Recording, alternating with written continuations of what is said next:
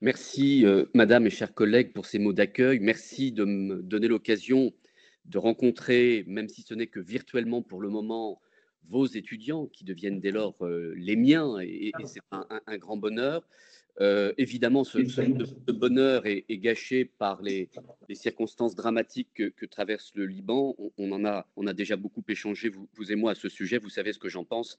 Je n'en dirai pas plus dans ce cadre académique, sauf à exprimer mon affection au peuple libanais et aux étudiants et collègues qui sont ici, et vous dire combien je suis déçu que ce premier contact se fasse seulement à distance par ce filtre très décevant de Zoom, même si on s'en contentera pour cette première occasion qui, j'espère, sera suivie dès le printemps prochain d'une vraie mission en présentiel. Je vous confirme ma disponibilité pour 2 missions s'il le faut, parce que je sais que la charge d'enseignement en droit des affaires est lourde, et je vous redis combien vous pouvez compter sur moi.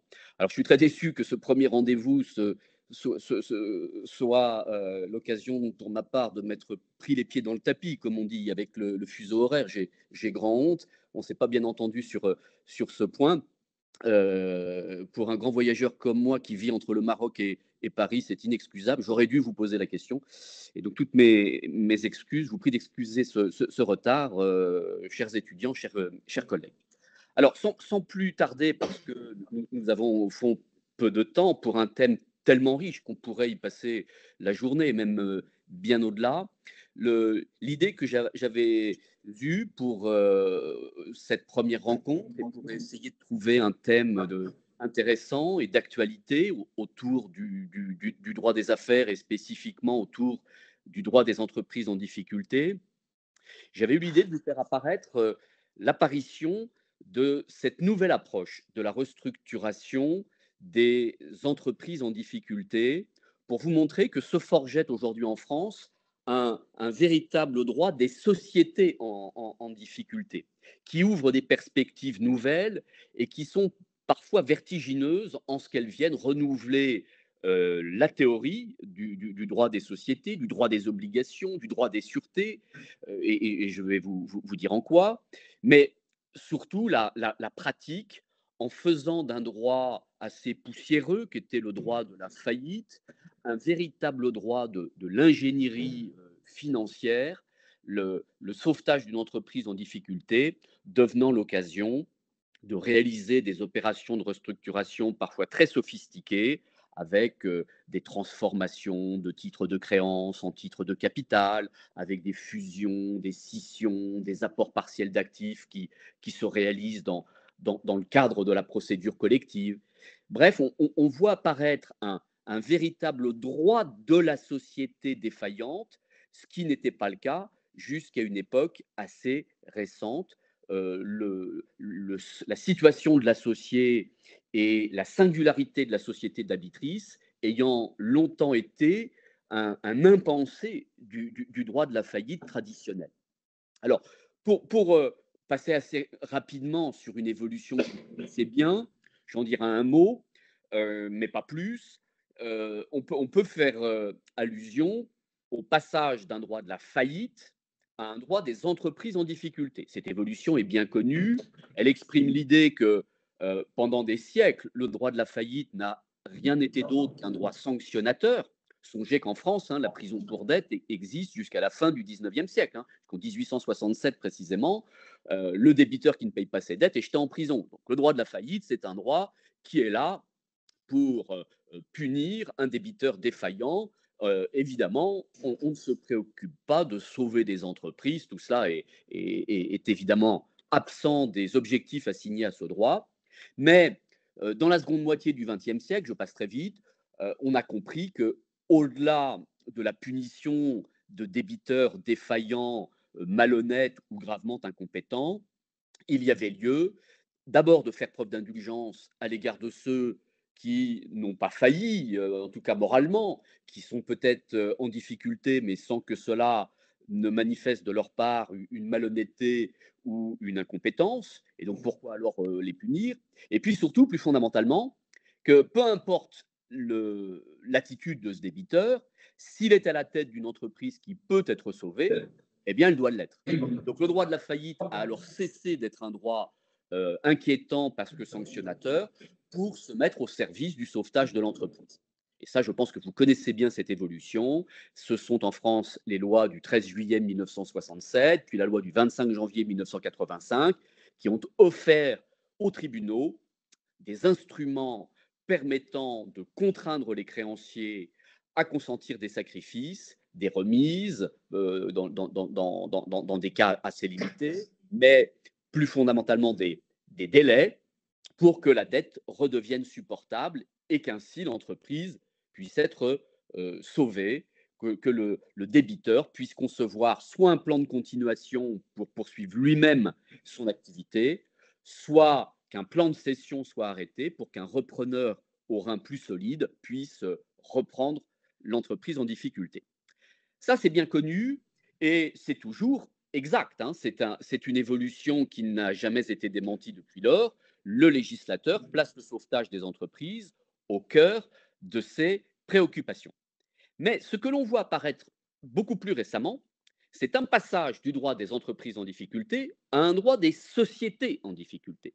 Pour exprimer cette idée que parmi les entreprises, on a fini par mesurer l'importance d'identifier les sociétés comme des débiteurs singuliers, comme des débiteurs originaux, qui évidemment ne relèvent pas d'un même traitement que l'entrepreneur personne physique. Or, ce droit de la faillite que j'évoquais, celui qui pendant des siècles ne se préoccupait que de punir, et même le droit des entreprises en difficulté qui est apparu à partir des années 60, était conçu pour le commerçant. C'était un droit conçu autour de la personne physique exerçant une activité commerciale, puis artisanale, puis on a étendu aux agriculteurs, et puis même un jour aux professions libérales, bref, à tous les entrepreneurs. Mais le modèle, c'était la personne physique. Et quand vous prenez notre droit français de la faillite, encore aujourd'hui, il y est question du divorce du débiteur, du traitement du conjoint du débiteur, du traitement du débiteur qui décède en procédure collective. Est-ce qu'on va rendre son courrier, est-ce que le liquidateur va remettre le courrier du débiteur lorsque ça concerne sa vie privée? Enfin, toute une série de questions qui évidemment ne se posent pas pour des sociétés et qui montrent bien que le modèle a longtemps été le modèle d'un débiteur personne physique.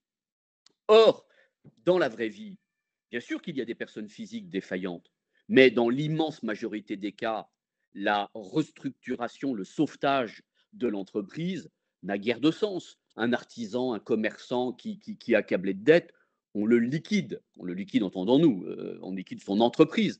On va le faire bénéficier d'un magnifique cadeau qui existe en cas de liquidation judiciaire, qui est la règle de la non-reprise des poursuites individuelles après le jugement de clôture, qui signifie que quand on prononce la liquidation judiciaire d'un débiteur, on lui offre la possibilité de se libérer de ses dettes. Ce que l'on appelle dans le jargon des praticiens le droit au rebond, le fresh start des Américains, le droit à un nouveau départ.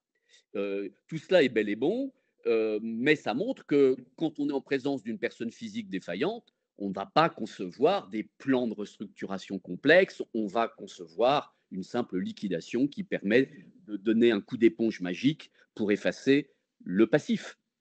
Alors que quand on est en présence d'une société en difficulté, les perspectives de sauvetage sont infiniment plus prometteuses et aussi plus complexes parce qu'on peut faire beaucoup de choses. La restructuration liée à la défaillance peut être l'occasion de faire rentrer de nouveaux actionnaires, d'exproprier les anciens, avec des techniques que vous connaissez sans doute, propres au droit des sociétés. On réduit le capital à zéro pour se débarrasser des anciens actionnaires et on réserve une augmentation de capital à un nouveau partenaire qui va prendre le contrôle de la société, ce qu'on appelle le coup d'accordéon. Réduction de capital social à zéro pour exproprier les anciens actionnaires qui, du fait de cette réduction de capital à zéro, perdent leurs actions, et augmentation de capital social réservé, avec suppression du droit préférentiel de souscription, réservé à un nouvel actionnaire qui prend les clés de l'entreprise, pourrait-on dire, qui prend le contrôle et qui, du coup, va être l'artisan du sauvetage.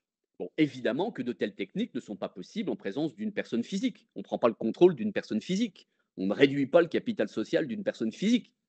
Et donc, on a fini par comprendre qu'il y avait un droit spécifique, un droit singulier concernant les personnes morales défaillantes. Alors, il y a des pays dans lesquels c'est vieux comme la faillite. Hein, l'insolvency en Angleterre, c'est une partie du droit des sociétés. Hein. On traite la défaillance des sociétés au Royaume-Uni avec des textes qui ont leur siège dans le droit des sociétés, et donc c'est intégré de longue date. En France, non seulement ça n'est pas le cas, mais je vous disais, le modèle a longtemps été la personne physique, au point que, on a peine à le croire, mais jusqu'à une époque récente, il n'y avait quasiment aucune disposition relative à la société en difficulté, à la situation de l'associé, une société soumise à une procédure collective. C'était un espèce de trou noir, un oubli du législateur, comme si ces choses-là n'existaient pas. Alors que la réalité est qu'au contraire, toutes les restructurations, toutes les opérations de traitement de difficultés, un tant soit peu significatives, concernent des sociétés. Je vous dis, les personnes physiques, c'est des petits artisans, petits commerçants, on liquide, en quelques mois c'est réglé, on lui vend ses quelques actifs, on paye très mal et le plus souvent quasiment pas les créanciers, et on ferme le dossier. Si l'entrepreneur a vraiment commis trop d'erreurs, trop de bêtises, on le poursuit en sanction pour l'écarter de la vie des affaires, mais ça, c'est un autre volet qui relève de la police de la vie des affaires. Sur le plan de la restructuration, c'est simplissime. Dès qu'il y a une société, et surtout si elle est d'une certaine dimension, ça devient beaucoup plus compliqué. Et donc, dans la vraie vie de ce droit des entreprises en difficulté, c'est en réalité la restructuration des sociétés qui constitue le cœur de l'activité et qui, dès lors, est devenu un, une spécialisation au sein de la matière, on pourrait dire une branche à part du droit des entreprises en difficulté, un droit qui devient spécifique lorsque cette entreprise est exercée sous la forme sociale, est exploitée sous la forme sociale, et que c'est donc une société qu'il va falloir restructurer. Et là, euh, la matière nécessite une double compétence. Il faut être tout à la fois un bon spécialiste de droit des entreprises en difficulté, matière exigeante, et un bon spécialiste du droit des sociétés, parce que ce sont ces deux disciplines qu'il va falloir apparier, qu'il va falloir conjuguer pour concevoir la restructuration. Ce qui, en réalité, nécessite de maîtriser de très nombreuses branches du droit, parce que le droit des entreprises en difficulté lui-même suppose de bien maîtriser le droit des obligations, parce qu'on est en permanence sur du rapport créancier-débiteur, le droit des sûretés, je n'ai pas besoin de vous le dire, hein, on fait du droit des sûretés en permanence quand on s'intéresse à la défaillance, et puis il y a un volet droit social, droit du travail évident, il y a une dimension de droit international inévitable, parce que tous les créanciers, débiteurs et protagonistes ne relèvent pas nécessairement du même fort et du même droit. Bon, je m'arrête là, mais c'est un droit assez inquiétant par son côté protéiforme et par la variété des questions apportées. Mais il faut aujourd'hui le conjuguer avec le droit des sociétés, parce que de plus en plus, c'est au cœur des restructurations qui s'opèrent. Et c'est pour cela que de plus en plus a connu une bonne fortune le terme de droit de la restructuration. Aujourd'hui, évidemment, plus personne ne parle de droit de la faillite. On parle encore de droit des entreprises en difficulté, mais dans cette activité-là de traiter les difficultés, est apparu ce droit de la restructuration. Les cabinets d'avocats ont tous, grands cabinets d'avocats d'affaires, ont tous créé un département qui s'y trouve consacré, le département restructuring. C'est malheureusement un domaine dans lequel on cultive beaucoup les anglicismes, hein, la technique financière anglo-saxonne a triomphé et on va parler dans les cabinets d'avocats, soit du département restructuring, soit pour ceux qui n'ont pas un vrai département consacré à ces questions, c'est un compartiment du département fusion-acquisition qu'on appelle chez certains le département retournement de sociétés en difficulté ou distressed M&A. Distressed M&A, distressed mergers and acquisitions, c'est les fusions-acquisitions en difficulté. Et donc ça, c'est un constat incontestable. Euh, un nouveau métier est apparu, celui de professionnels de la restructuration. Donc, ces professionnels qui sont capables d'utiliser le droit des sociétés au soutien de restructuration de sociétés en difficulté. Et donc, voilà ce dont je veux vous parler ce matin. Pardon pour cette mise en perspective un peu longue, mais je voulais vous convaincre de l'existence du sujet avant de le traiter, de sa nouveauté aussi, de son importance pratique. Il est vrai que nous sommes servis, hélas, par la conjoncture économique catastrophique. L'économie mondiale est en crise. En France, on parle de QMOD. QMOD. C pour Covid, U pour Ukraine, MO pour Moyen-Orient et D pour les dettes, la crise de la dette, les dettes souveraines, les dettes nées de la période Covid, ce qu'on a appelé les PGE, les prêts garantis par l'État, 600 milliards de crédits accordés de manière tout à fait absurde par notre gouvernement délirant, qui a distribué ces prêts garantis par l'État par centaines de milliards et sans s'inquiéter de savoir comment les entreprises les rembourseraient un jour. On a aujourd'hui un État qui est au bord de la faillite et des entreprises qui le sont tout autant parce qu'elles n'arrivent pas à rembourser ces crédits qu'on leur a trop généreusement et inconsidérément accordés. Donc ce QMOD-là, Covid, Ukraine, Moyen-Orient et crise de la dette, c'est une conjonction de catastrophes économiques qui rendent ces opérations de restructuration absolument nécessaires. Et je ne sais pas si vous suivez l'activité économique en France, mais se sont succédés des dossiers considérables, entre 5 et 10 milliards d'euros de passifs à restructurer au cours des derniers mois. Le dossier Orpea, restructuration d'un énorme groupe de maisons médicales et d'accueil de personnes âgées, absolument considérable. Le groupe Casino, qu'on ne présente pas, énorme groupe de distribution français. La société Atos, dont le plan vient d'être adopté, le plan de sauvegarde vient d'être adopté le 24 octobre dernier par le tribunal de commerce de Nanterre. Et puis là, on s'attaque, nous dit-on, à la société Altis, le groupe SFR. On parle de plusieurs dizaines de milliards d'euros de dettes. C'est absolument gigantesque. Et donc, ces dossiers qu'on ne connaissait pas, enfin, on en avait un tous les 10 ans de cette dimension, se succèdent à un rythme tout à fait inquiétant, puisqu'on est à 2-3 dossiers comme ça par an en ce moment. Alors, ça fait tourner les cabinets, ça fait vivre les professionnels de la restructuration, ça fait que nos amphis, à nous, professeurs qui dispensons ces enseignements, sont bien remplis. On a un intérêt de la part des étudiants qui ont bien compris qu'il y a des débouchés dans ce domaine. J'allais dire encore, hélas, parce que c'est quand l'économie va mal que cette matière va bien. Mais du coup, ça renforce encore l'intérêt pratique et les enjeux autour de cette discipline. Ma dernière observation introductive sera pour revenir au fond sur ce par quoi je commençais, qui est de montrer les enjeux théoriques aussi. Parce que, à vrai dire, à l'université, bon, on est intéressé de savoir s'il y a des enjeux pratiques. On est là aussi pour former des étudiants à un futur métier et relever qu'il y a des enjeux pratiques et des débouchés, c'est important pour nous. Mais ce n'est pas le cœur de notre métier. On est surtout là pour former des juristes, pour former des hommes et des femmes qui sauront manier le raisonnement juridique, qui sauront construire une argumentation. Et ce qui est intéressant, c'est d'avoir une matière qui se prête bien à l'apprentissage. Or, celle-ci est absolument remarquable à cet égard, parce que, je vous le disais, elle présente cette qualité de ne plus être segmentée. L'un des drames de l'université, c'est le découpage en tranches du droit.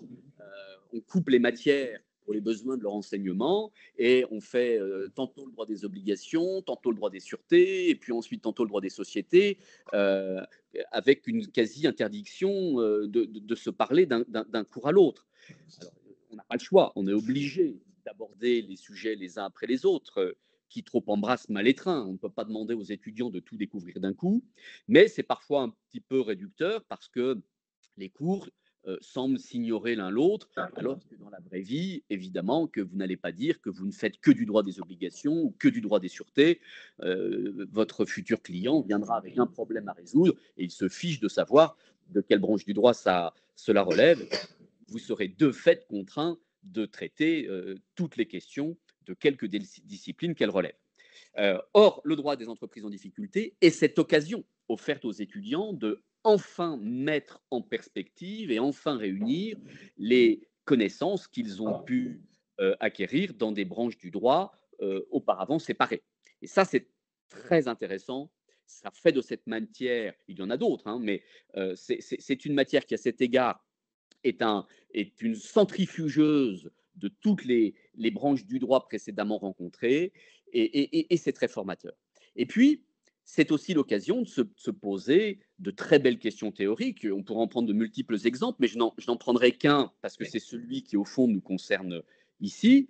C'est de montrer, c'est de s'interroger sur ce qu'est véritablement un associé. Le thème qui nous retient aujourd'hui, le fil rouge de mon intervention, c'est de montrer qu'il y a un statut de la société en difficulté et dès lors de l'associé en difficulté. Et que le droit des entreprises en difficulté peut devenir un instrument d'expropriation des associés, par exemple. Et à travers cette question éminemment pratique, apparaît en filigrane une autre qui est beaucoup plus théorique, beaucoup plus fondamentale, mais très intéressante, qui est de s'interroger sur ce qu'est un associé. Et à l'occasion de la faillite de la société, on voit que l'associé va être finalement traité comme le créancier qu'il est fondamentalement. Alors, ramener un associé à un état de créancier, ça peut choquer les puristes. En droit des sociétés, on distingue évidemment entre l'associé, qui, par son titre, a des droits politiques et financiers dans la personne morale, et le ramener à un simple créancier serait choquant, et pourrait même sembler une erreur. Mais dans le droit de la faillite, qui est un droit très pragmatique, on ne nie pas que l'associé n'est pas qu'un créancier, mais il l'est aussi. Ce que la, la place de la ligne capital social au bilan, au passif du bilan montre bien. Quand on émet des titres, c'est une ressource pour la société et c'est une ligne de financement qui apparaît à son passif. Et donc le créancier qu'est l'associé apparaît comme tel en tant que les titres qu'il détient sont mentionnés au passif du bilan de la société. Pour la société, émettre des titres et avoir des associés, c'est avoir un rapport d'obligation de débiteur à créancier, puisque à un certain terme, normalement celui de la dissolution, l'associé récupérera sa mise. Il pourra donc faire valoir un droit de créance au remboursement de son apport, au paiement d'un éventuel boni de liquidation. L'idée de créance n'est pas du tout absente. Mais le droit des procédures collectives le ramène à cela. Bien sûr qu'il y a d'autres choses. Il y a le droit de vote, il y a le droit à l'information, il y a des droits politiques. Mais dans la procédure collective, on va traiter l'associé comme le créancier qu'il est fondamentalement, en le rangeant dans la hiérarchie des créanciers. Et inutile de vous dire qu'il va s'y trouver très mal logé, puisqu'on va faire de lui un créancier de dernier rang. Et voilà, c'est un bon exemple de, de, de questions d'ordre théorique que l'on se pose parfois, mais que l'on se pose ici nécessairement, parce que c'est la condition de la précision qu'on va pouvoir apporter au traitement de l'associé. On fait de lui un créancier pour savoir comment on le traite.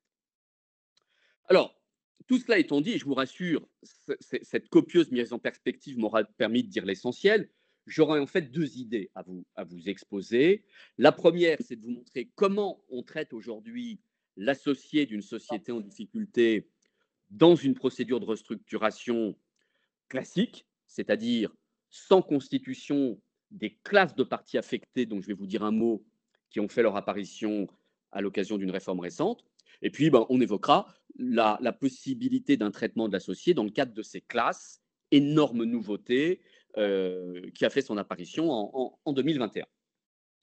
Donc, je passe assez vite sur la première hypothèse parce qu'elle n'est pas si récente que ça date d'une dizaine d'années. Bon, c'est relativement récent à l'aune d'un droit de la faillite qui est millénaire, mais euh, à partir de l'ordonnance du 12 mars 2014, le législateur s'est préoccupé d'adopter des règles pour traiter l'associé d'une société soumise à une procédure collective. Et on distingue ici les deux types de procédures que connaît le droit français pour restructurer, la procédure de sauvegarde ou la procédure de redressement.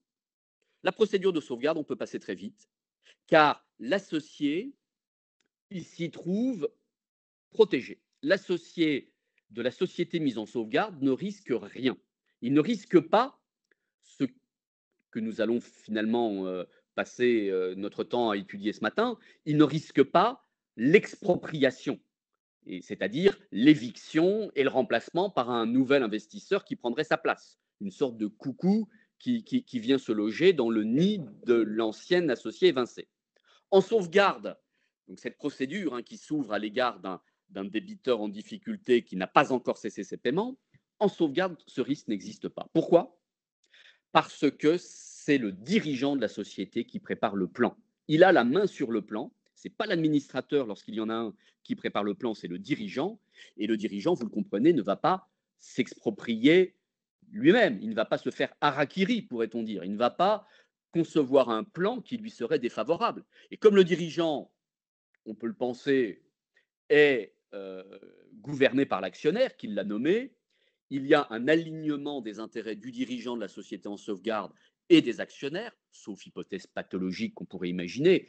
Mais dans ces conditions, le plan proposé au tribunal, le plan de sauvegarde, est le plan du dirigeant et donc de l'actionnaire. Peut-être que l'actionnaire va quitter le navire qui est en train de couler. Peut-être que l'actionnaire va accepter qu'un investisseur rentre et le remplace. Mais c'est alors son choix. Ce n'est pas une expropriation. Il profite de la sauvegarde pour passer la main et pour transférer le contrôle de la société à un repreneur qui est d'accord pour poursuivre l'aventure. Mais ça, c'est tout à fait banal.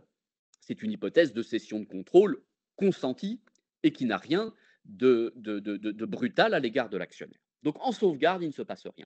Pour l'actionnaire, rien d'inquiétant.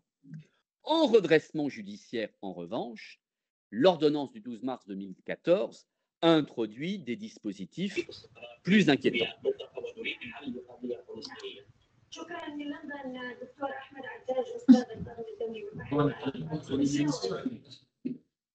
Alors, je crois qu'il y a un micro qui a dû rester allumé quelque part.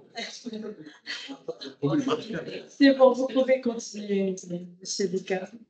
Alors, les dispositifs que j'évoque ont leur siège à l'article L631-9-1, L631-9-1, c'est une création de l'ordonnance de 2014, et L631-19-2.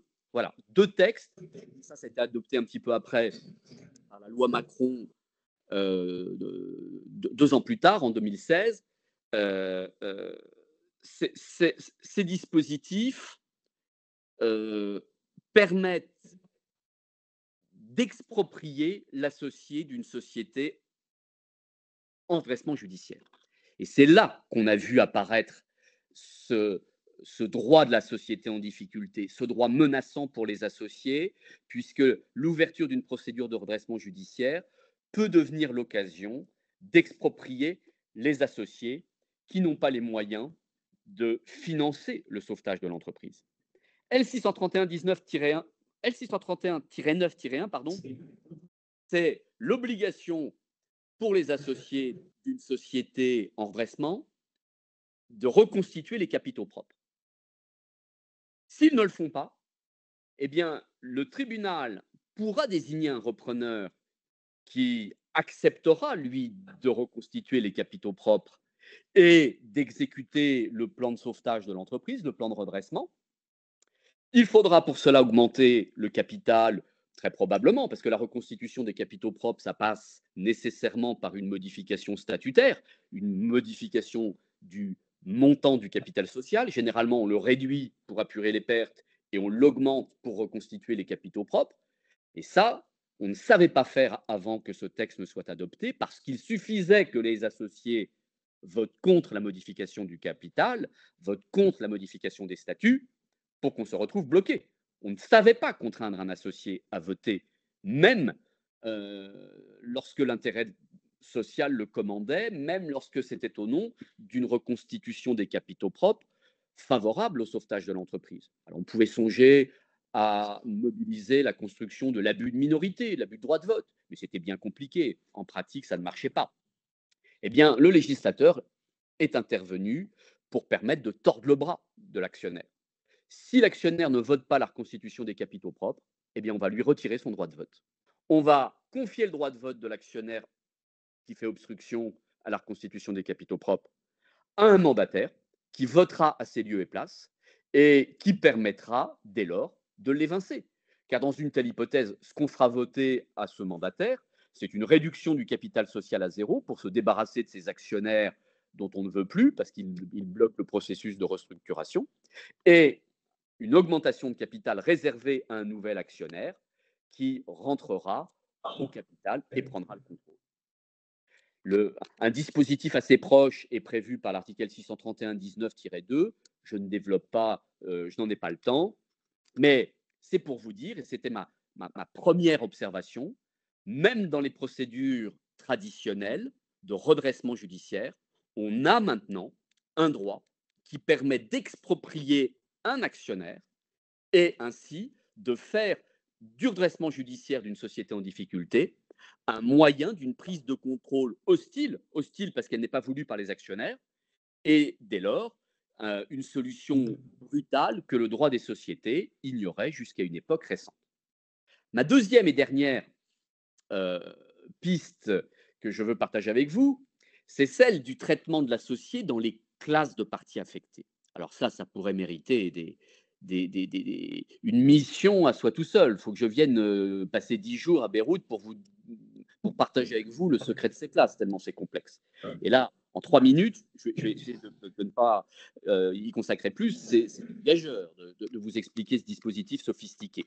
Les classes de parties affectées, c'est la transposition d'une directive inspirée du droit américain, une directive du 20 juin 2019 que le droit français a transposée par une ordonnance du 15 septembre 2021, qui conduit à décider la restructuration en soumettant le plan qui l'organise à des classes de créanciers, à des classes de parties affectées, nous dit la loi, qui sont composées de créanciers pour la plupart, mais aussi de détenteurs de capital, c'est-à-dire, pour faire simple, d'actionnaires.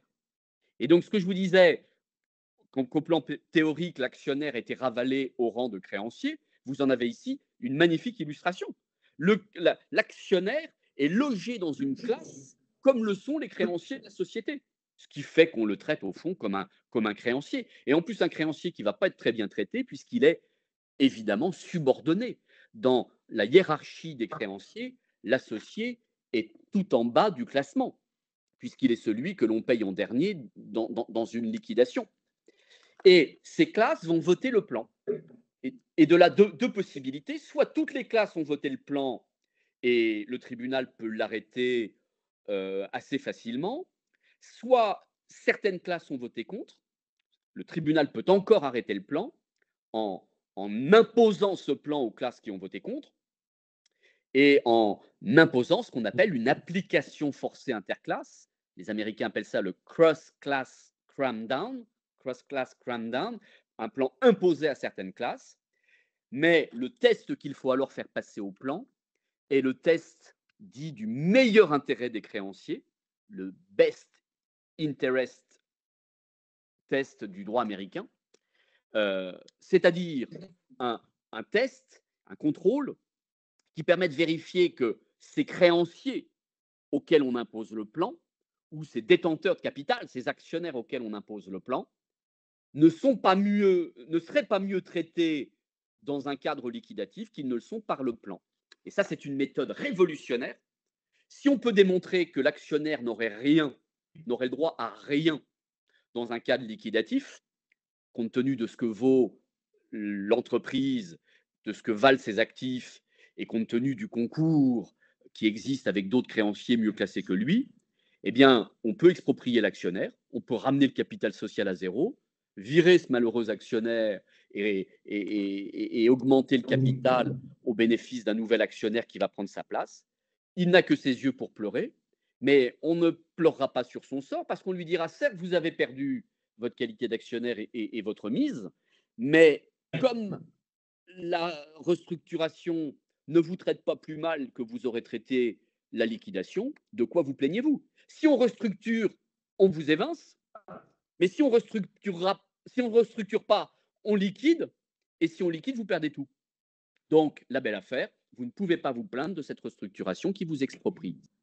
Ça ouvre des perspectives vertigineuses parce que aujourd'hui, dans le cadre de ces classes de parties affectées, il suffit de démontrer à un associé qu'il n'est plus dans la monnaie, comme disent les Américains. Il n'est plus dans la monnaie, c'est-à-dire que si on vendait tous les biens de la société pour payer les créanciers, il n'y aurait rien pour lui compte tenu de son rang médiocre. Eh bien, si vous n'êtes plus dans la monnaie, vous passez votre chemin. On n'a plus rien à vous réserver. On peut vous exproprier. Vous mesurez le changement de paradigme, le changement de perspective. C'est tout à fait impressionnant. Donc, voilà un risque d'expropriation qui explose pour l'actionnaire avec ces classes de détenteurs de capital, ces classes de parties affectées qui peuvent réunir des détenteurs de capital et donc des actionnaires. C'est absolument saisissant la nouveauté de ce mécanisme. Alors, il existe des garanties. Le législateur a été inquiet de sa propre audace. Il a introduit des garanties. Quand on exproprie l'actionnaire, d'abord, il faut vérifier, je vous disais, que le plan passe le test du meilleur intérêt. Il faudra vraiment prouver qu'il n'aurait droit à rien dans un scénario liquidatif, ce qui suppose qu'on évalue les actifs de la société, qu'on fasse un ordre de répartition prévisionnel et que l'on puisse dire à l'actionnaire, ben, désolé, il n'y aurait rien pour vous. Donc ça, première condition, on peut vous exproprier. Mais si on ramène à zéro le capital et qu'on exproprie l'actionnaire, il faudra bien augmenter ensuite le capital parce qu'on ne peut pas avoir un capital qui reste à zéro. Et là, il y a une garantie qui permet quand même aux actionnaires d'être éventuellement en mesure de revenir au capital. Donc, on les sort par la porte d'une réduction de capital social à zéro parce qu'ils ne sont plus dans la monnaie, mais ils vont revenir par la fenêtre de l'augmentation de capital parce que la loi leur a offert cette garantie d'un droit préférentiel de souscription. On ne peut pas supprimer leur droit préférentiel de souscription. S'ils ont les moyens de souscrire à l'augmentation de capital qui se décide, et on ne pourra pas les priver de ce droit, ce qui montre qu'on n'est pas allé jusqu'au bout d'une possibilité d'expropriation totalement brutale de l'actionnaire. Voilà en quelques mots ce que je peux vous dire sur un thème dont vous aurez compris qu'il mériterait beaucoup plus. C'est un teaser, comme on dit en bon français. C'est une trop brève présentation destinée à susciter votre intérêt. J'espère que le résultat se sera produit. Et comme il nous reste encore un petit peu de temps, enfin, je ne sais pas s'il nous reste du temps, puisque avec cette heure de retard, en fait, il ne nous reste plus du tout de temps. Mais pour ceux qui le veulent et qui le peuvent, je suis évidemment à votre disposition pour répondre à d'éventuelles questions. Merci infiniment pour votre écoute.